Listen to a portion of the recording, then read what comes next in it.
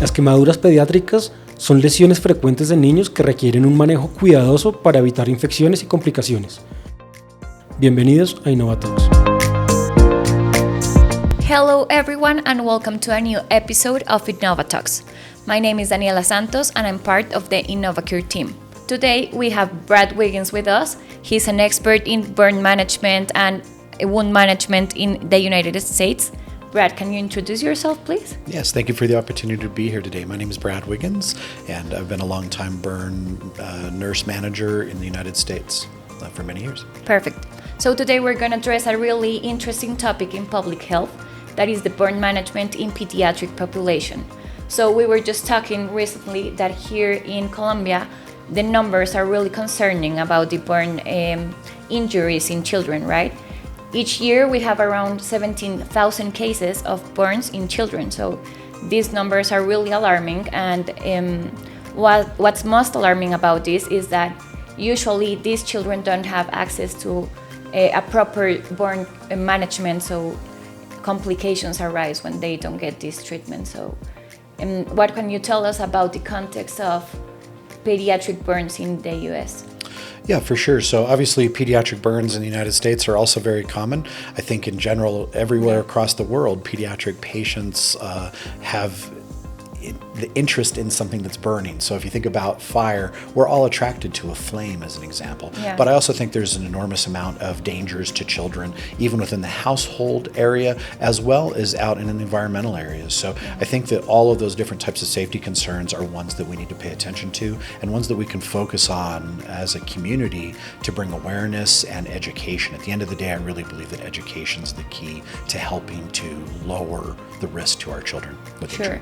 The thing about pediatric burns actually is that most of these injuries happen inside of the house, in the household of the children, and they are most because of hot liquids, maybe the manipulation of fireworks, fire as well, and electricity.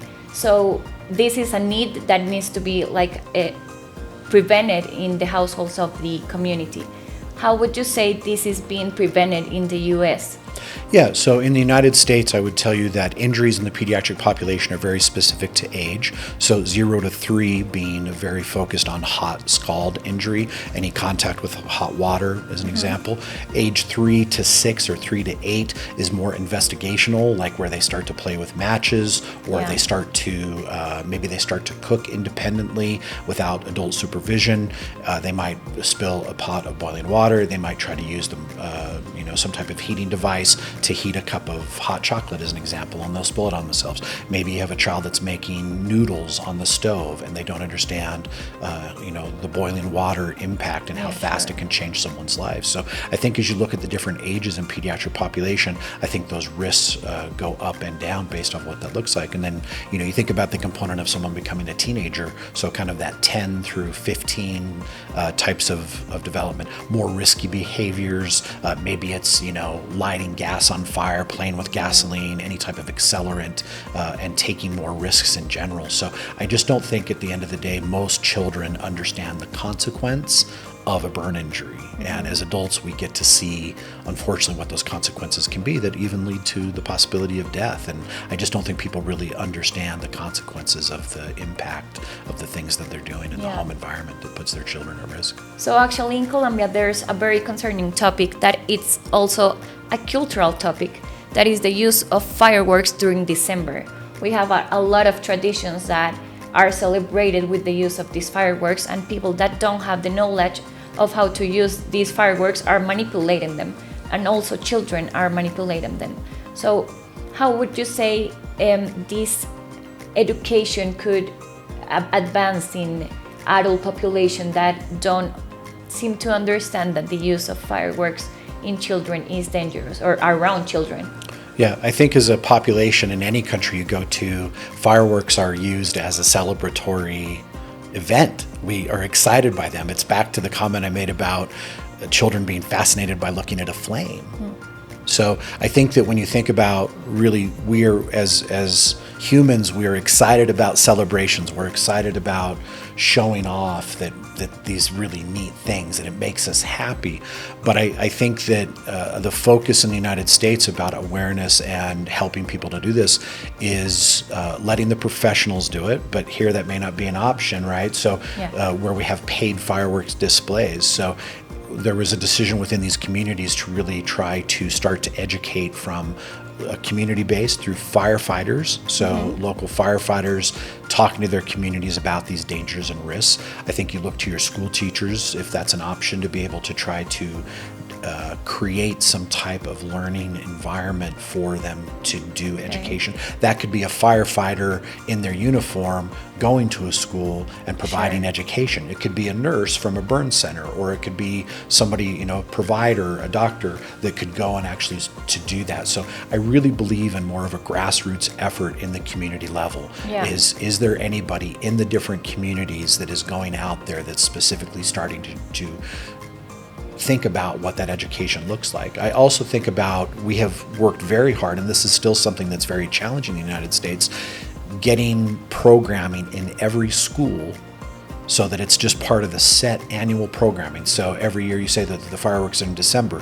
So in November, it's like a campaign to start on the school teacher level, where you make November Burn Awareness Month, where you really start to focus on fireworks safety. In the United States, I live in an area where there's lots of campfires in the summer. So we would provide education about the risk and dangers about people falling into campfires when they were out doing recreational camping, as an example. I also think about lightning strikes.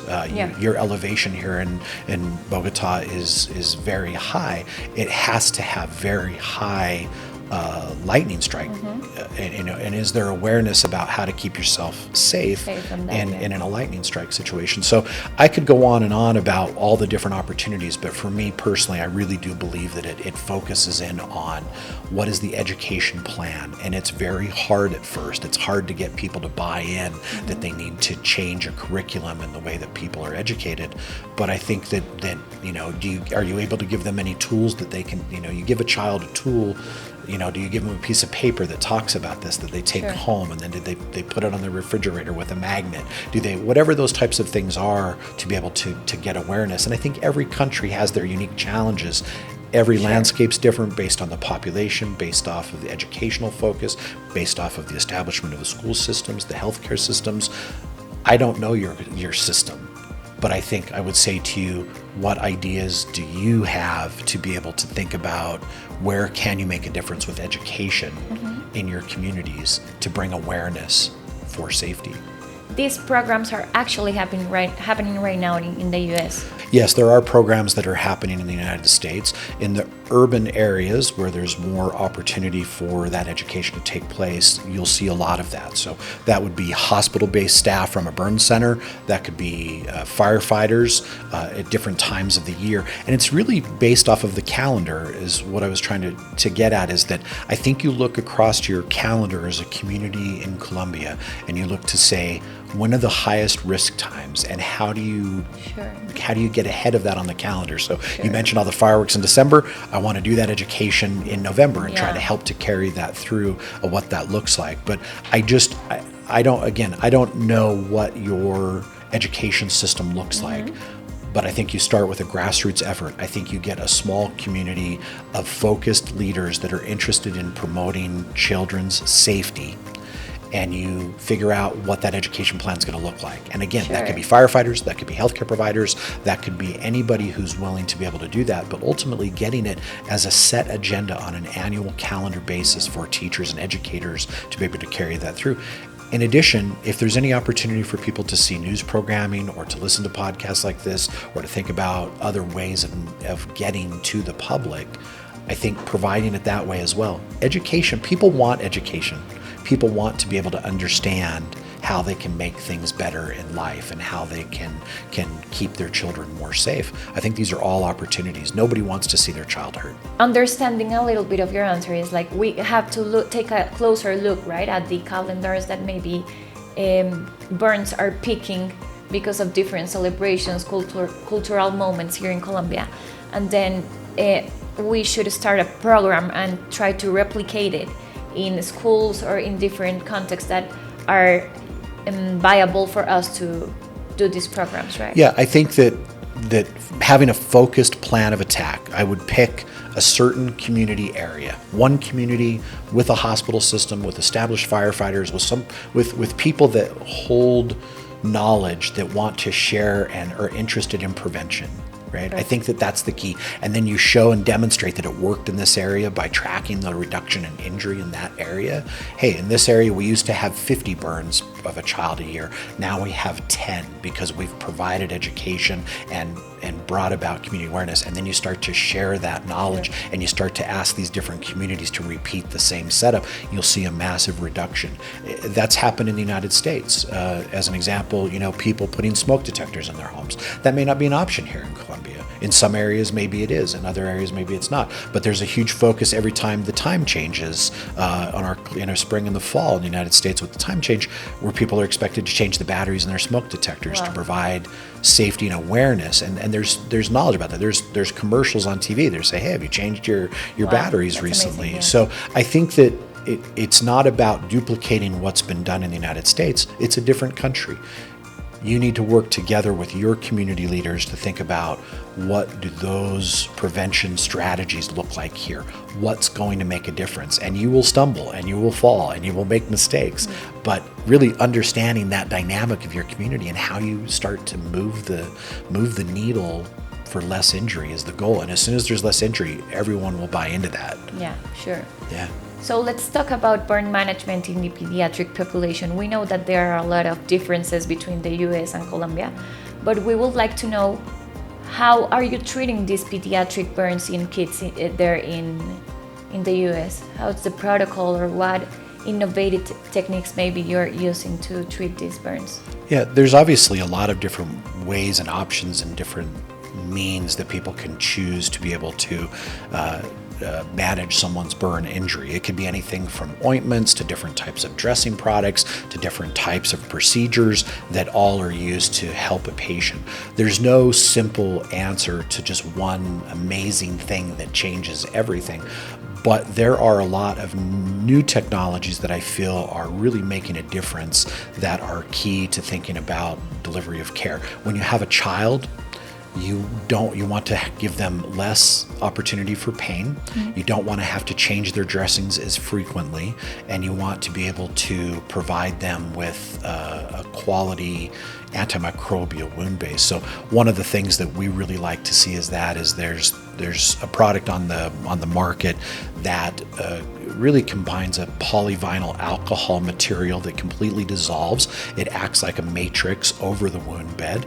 And the reason that you like that is it's very conforming to the wound. It includes silver in it, and only 1 part per million of silver really makes a huge difference in being able to kill the bacteria that are there. It's good for gram-negative and gram-positive infections, which are very present in the burn community. Yeah. So having a very easy dressing to apply on a child has been a really nice adoption option in the United States and other countries, including here in Colombia. I think those types of products are really making a difference for the way that we see outcomes with patients. And again, the focus of that, you have a child that's injured, they have an injury that's hurt, they're having a lot of pain. If you can take something very simple that's packaged easily, that you can apply down onto a wound bed, and it conforms to the wound bed, it seals the wound bed with more of a kind of matrix covering the dermis and making it safe, and then allowing for it to get antimicrobial coverage, are really amazing technologies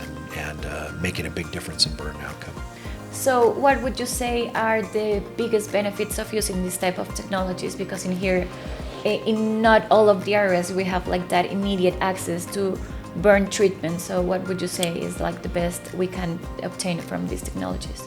Yeah, one of the things I've seen with this technology that I think is really beneficial to people that use it is, one, it has a long shelf life. So it can sit in a small clinic somewhere for multiple years. I think that's amazing to be able to have a product that can have that flexibility on the shelf. Application is incredibly easy. So if you know how to cut and paste a piece of paper or do something along those lines, it's incredibly intuitive and very easy to apply. And after you do that, it gives you coverage of the wound bed. So it's helping to decrease pain management issues that you might have. It's promoting healthy skin cell growth, and it's killing the bacteria with the small amount of silver that it has. And it's only 1 part per million of silver, but it really does an amazing job of getting into the intricate levels of the tissue and helping to kill the bacteria that's present that causes infections and burns. So I think one of the most important topics that arises when treating a child is the pain that they will experience with some therapy. What are the rates of pain with these technologies that you are mentioning? Yeah, I think the early reports for us in the United States of using these products is that we see a lot of pain reduction because the wounds don't have to be frequently changed. You can lay this product on. It's good for up to 1 week of time as a matrix that it has. And I think that's amazing because you're preventing the need to actually change that dressing. So you're helping to kill the bacteria, preventing infection. You're allowing the tissue underneath to be healthy and to grow healthy skin cells. And you're not having to do wound care every single day on a pediatric patient or an adult patient for that matter. I think it's making a huge difference for both of those types of cases. But tell me, within the burn community, we want to prevent pain. And we know it's one of the most painful procedures that exists. So having a product that you can use that goes on something that makes a huge difference for pain outcome is definitely been a game changer in the community. That's great. So Brad, as a nurse, what are some recommendations you would give to nurses in Colombia about burn management in pediatric population? I think that's a really great question. As a longtime burn nurse, one of my favorite things to teach nurses that are new or already in the space of caring for patients is it's their role to provide holistic care. And holistic care to me means that you're trying to help prevent injury, that you're helping to decrease pain, and you're coming up with the best solutions that you can do when the patient's in your care to help them to have the best outcome. And then after they've had their injury treated, you're making sure that they're evaluating all the opportunities for, was this the best treatment for this patient? Did it give the best outcome? And how can I carry that forward to the next patient? So it's kind of, I look at that as that holistic model of care, is all the way around the circle. There's opportunity for a nurse to make a difference. And I think that no matter what type of care they're providing, they have a responsibility as a nurse to care for that population, to care for the individual, and ultimately care for the family unit as well. Nurses love to educate, nurses love to care, they love to have a deep passion for their community and for making people better. And I think the take-home message is don't lose sight of that. And on the hard days when it's been the most difficult patient day, get up tomorrow and do it again, because the things that you're doing make a difference.